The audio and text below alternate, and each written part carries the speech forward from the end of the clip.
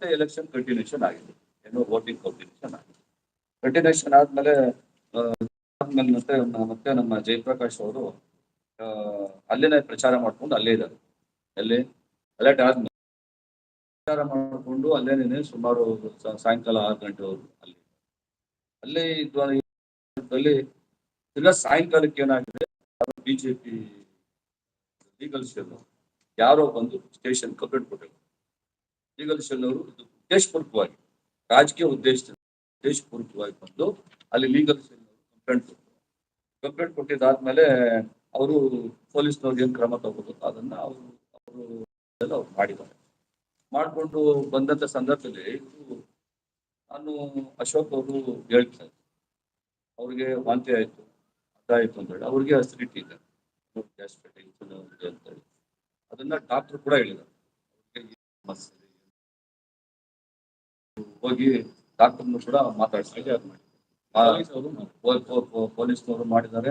ಮತ್ತೆ ಡಾಕ್ಟರ್ನು ಕೂಡ ಕರೆಸಿ ಕೌನ್ಸಿಲಿಂಗ್ ಮಾಡಿದ್ದಾರೆ. ಅಶೋಕ್ ಅವರು ಅದೆಲ್ಲಾನು ಕೂಡ ಯಾವುದೇ ರೀತಿ ಸಮಸ್ಯೆ ಇಲ್ಲ. ಅವ್ರು ವಾಂತಿ ಆಗಿರೋದು ಅಸಿಡಿಟಿಯಿಂದ ಗ್ಯಾಸ್ಟ್ರಿಕ್ ಆಗಿದೆ, ಮತ್ತೆ ಆಗಿದೆ, ಬೇರೆ ಸಮಸ್ಯೆ ಅದು ಕೂಡ ನಮ್ಮ ಹತ್ರ ರೆಕಾರ್ಡ್ಸ್ ಕೂಡ ನಮ್ಮ ಹತ್ರ ಇದೆ, ಡಾಕ್ಟರ್ ಹೇಳಿರ್ತಕ್ಕಂಥ ಒಂದು ಮಾಹಿತಿ ಕೂಡ ಇದೆ. ಆಮೇಲೆ ಇನ್ನೊಂದೇನಂದ್ರೆ, ಇವತ್ತು ಡಾಕ್ಟರ್ ನೇರವಾಗಿ ಅದನ್ನ ಹೇಳ್ತಾರೆ. ಇವರು ಡಾಕ್ಟರ್ ಹತ್ರ ಹೋಗಿ ಹಾಸ್ಪಿಟಲ್ ಕುತ್ಕೊಂಡು ಕನ್ಸಲ್ಟಿಂಗ್ ಮಾಡಿ ಏನ್ ಪ್ರಾಬ್ಲಮ್ ಇದೆ ಅಂತೆಲ್ಲ ಕೇಳಿದಾಗ ಕೂಡ ಡಾಕ್ಟರ್ ಯಾವುದೇ ಇದು ಯಾವತ್ತೂ ಡಿಸ್ಚಾರ್ಜ್ ಮಾಡ್ಬೋದು ಹೇಳಿ ಎಲ್ಲ ಹೇಳಿದ್ದಾರೆ. ಹೇಳಿದ್ಮೇಲೆ ಮತ್ತೆ ಅಲ್ಲಿ ಡಾಕ್ಟರ್ ಹೇಳಿರೋದೇ ಬೇರೆ ಒಳಗಡೆ, ಇವ್ರು ಬಂದು ಈಚೆಗಡೆ ವಿರೋಧ ಪಕ್ಷ ನಾಯಕರು ಹಿರಿದಿದ್ದಾರೆ, ಮತ್ತೆ ಕೇಂದ್ರ ಸಚಿವರು ಕೂಡ ಹಿರಿದಿದ್ದಾರೆ, 4 ಬಾರಿ ಶಾಸಕರಾಗಿದ್ದಾರೆ, ಲೋಕಸಭಾ ಸದಸ್ಯರಾಗಿದ್ದಾರೆ, ಮತ್ತೆ ಕೇಂದ್ರ ಮಂತ್ರಿಗಳಾಗಿದ್ದಾರೆ. ಅಂದ್ರೆ ಅವರು ಒಂದು ಹಿರಿತನಕ್ಕೆ ಮತ್ತೆ ಇಂಥದ್ದೆಲ್ಲ ಇಷ್ಟು ನೋಡಿರ್ತಾರೆ. ಸಣ್ಣ ಪುಟ್ಟ ಚುನಾವಣೆ ಸಂದರ್ಭದಲ್ಲಿ ಪ್ರಶ್ನೆಗಳಾಗೋದು, ಗಲಾಟೆಗಳಾಗೋದು ಕೂಡ ಸಹಜ. ಅದನ್ನ ಹೋಗ್ಬಿಟ್ಟು ಇವತ್ತು ರಾಜಕೀಕರಣಗೊಳಿಸುವಂತದ್ದು ಅವರ ಒಂದು ಶೋಭತರಂತದಲ್ಲ. ಯಾಕಂದ್ರೆ ಸುಮಾರು 6 ಸಾರಿ ಇದೇ ನಮ್ಮ ಅಶೋಕ್ ಅವರು ಮಂತ್ರಿಗಳಾಗಿದ್ದವರು, ಶಾಸಕರಾಗಿದ್ದಂಥವ್ರು, ಮತ್ತೆ ಇವತ್ತು ವಿರೋಧ ಪಕ್ಷದ ನಾಯಕರಾಗಿದ್ದಾರೆ. ಅದೇ ಸರಿಯಾದಂತ ಒಂದು ಮಾಹಿತಿ ತಗೊಂಡು ಏನಾಗಿದೆ, ಕರೆಕ್ಟ್ ಆಗಿ ಹೆಂಗೆ ಇದನ್ನ ರಾಜಕೀಕರಣಗೊಳಿಸ್ಬೇಕು, ಇದನ್ನೊಂದು ದೊಡ್ಡ ವಿಷಯ ಅಂತೇಳಿ ಮಾಡ್ಬೇಕು ಸಂಸ್ಕೃತಿಯಿಂದ ಬಂದಾಗ ಇಲ್ಲಿ ಗ್ರಾಮದಲ್ಲಿ ಅಣ್ಣ ತಮ್ಮದ ಕೆಲಸ ಮಾಡ್ಕೊಂಡಿದ್ದಾರೆ. ಯಾವತ್ತೂ ಕೂಡ ಇವೆಲ್ಲ ಸಹಜ. ಯಾವುದೋ ಒಂದು ಊರಲ್ಲಿ ಸಣ್ಣ ಪುಟ್ಟ ಓಡಾಟ ಗುದ್ದಾಟ ಇವೆಲ್ಲ ಇರ್ತವೆ. ಆಮೇಲೆ ಮತ್ತೆ ಊರಲ್ಲಿ ನಾವೆಲ್ಲ ಒಂದೇನಪ್ಪ ಅನ್ನೋ ಭಾವನೆ ಹೋಗ್ತಾರೆ. ಅದು ಆವಾಗ್ಲೂ ಕೂಡ ನನ್ನ ಜಯಪ್ರಕಾಶ್ ಅವ್ರಿಗೆ, ಶ್ರೀನಿವಾಸ್ ಅವ್ರಿಗೆ, ಇದ್ಮೇಲೆ ನಮ್ಮ ಶ್ರೀನಿವಾಸ್ ಮಾಜಿ ಗ್ರಾಮ ಪಂಚಾಯತಿ ಅಧ್ಯಕ್ಷ ಮಾಡಿದ್ರು. ಏನಂತ ಹೇಳಿದ್ರೆ ಕೋವಿಡ್ ಸಂದರ್ಭದಲ್ಲಿ ಇರ್ಬೋದು, ಮತ್ತೆ ಗ್ರಾಮಕ್ಕೆ ಬೇಕಾಗಿದ್ದಂತ ಮೂಲಭೂತ ಸೌಕರ್ಯ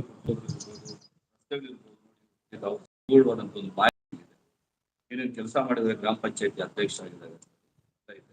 ಆದ್ರೆ ಅವರನ್ನ ಒಂದು ರೌಡಿ ಶೀಟರು ಅದು ಇದು ಅಂತೇಳಿ ಅವರ ಒಂದು ತೇಜವ ಮಾಡುವಂತ ಇಷ್ಟರಿ.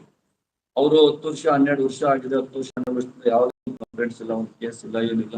ಗ್ರಾಮ ಪಂಚಾಯತಿ ಅಧ್ಯಕ್ಷರಾಗಿ, ಉಪಾಧ್ಯಕ್ಷರಾಗಿ, ಮತ್ತೆ ಇದು 2 ಬಾರಿ ಗ್ರಾಮ ಪಂಚಾಯತಿ ಸದಸ್ಯರುಗಳು ಒಬ್ಬ ಗ್ರಾಮ ಪಂಚಾಯತಿ ಸದಸ್ಯನ ಆಯ್ಕೆ ಮಾಡ. ಯಾಕೆಂತ ಹೇಳಿದ್ರೆ ಪ್ರತಿಯೊಂದು ಮಾಹಿತಿನೂ ಕೂಡ ಗ್ರಾಮದಲ್ಲಿ ಗೊತ್ತಿರ್ತದೆ. ಅವ್ರು ಯಾರ್ಯಾರು ಏನೇನು ಮಾಡ್ತಾರೆ, ಹೇಗಿದೆ ಅಂತ ಗೊತ್ತಿರ್ತದೆ.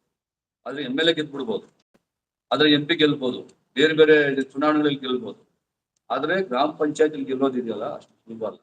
ಅಂತ ಒಬ್ಬ ವ್ಯಕ್ತಿ 2 ಬಾರಿ ಗ್ರಾಮ ಪಂಚಾಯತಿ ಸದಸ್ಯರಾಗಿ ಇವತ್ತು ಆಯ್ಕೆಯಾಗಿ ಅಧ್ಯಕ್ಷ ಕೆಲಸ ಮಾಡಿರ್ತಕ್ಕಂಥ, ಮತ್ತು ಉತ್ತಮವಾದಂತ ಒಂದು ಸೇವೆ ಮಾಡಿಕೊಂಡು ನಮ್ಮ ಗ್ರಾಮ ಉದ್ಧಾರ ಆಗ್ಬೇಕು, ಮತ್ತೆ ಗ್ರಾಮದಲ್ಲಿ ಸಪೋರ್ಟ್ ಕೊಡಬೇಕು ಅಂತ ಹೇಳಿ ಮಾಡ್ಕೊಂಡು ಬರುವಂತ ಒಬ್ಬ ಸಾಮಾನ್ಯ ವ್ಯಕ್ತಿಗಳ ಮೇಲೆ ಈ ರೀತಿಯಾಗಿ ಒಬ್ಬ ವಿರೋಧ ಪಕ್ಷದ ನಾಯಕರಾಗಿ, ಮತ್ತೆ ಕೇಂದ್ರದಲ್ಲಿ ಇವತ್ತು ಸಚಿವರಾಗಿರ್ತಕ್ಕಂಥವ್ರು ಅವರು ರೌಡಿ ಶೀಟ್ರು ಅದು ಇದು ಅಂತೇಳಿ ಯಾವ ರೌಡಿ ಶೀಟ್ರು ಇಲ್ಲ.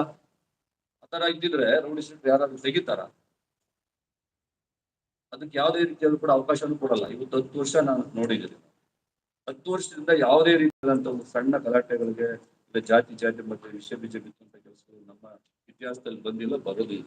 ಎಲ್ಲರೂ ಕೂಡ ಸಾಮರಸ್ಯದಿಂದ ಜೀವನ ಮಾಡ್ಕೊಂಡು ಹೋಗ್ಬೇಕು, ಚೆನ್ನಾಗಿರ್ಬೇಕು, ಕ್ಷೇತ್ರದಲ್ಲಿ ಅಣ್ಣ ತಮ್ಮದ ತರ ಇರ್ಬೇಕು ಅನ್ನುವಂತ ಅಂತ ಸಂದರ್ಭದಲ್ಲಿ ಇವತ್ತು ಆಸ್ಪತ್ರೆಗೊಂದು ಭೇಟಿ ಕೊಟ್ಟಂತ ಸಂದರ್ಭದಲ್ಲಿ ಅಲ್ಲಿ ನಡೆಯೋದು ಹೇಳಿರೋದು ಬೇರೆ, ಮತ್ತೆ ಈಚೆ ಬಂದು ಬೇರೆ ಹೇಳೋದಿಲ್ಲ. ಈ ರೀತಿಯಾಗಿ